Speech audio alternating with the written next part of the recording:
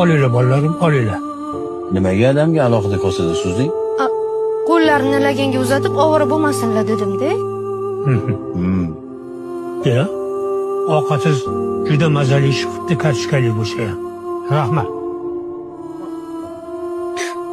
Hozir siz kartoshkali manti yedingizmi shunda?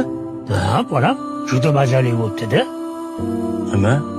Sen hozir o'zimizga go'shtli yog'li manti suzib, adamga alohida kartoshkali suzdingmi? Bolalarniki bilan adashtirib yuboribman shekilli adasi.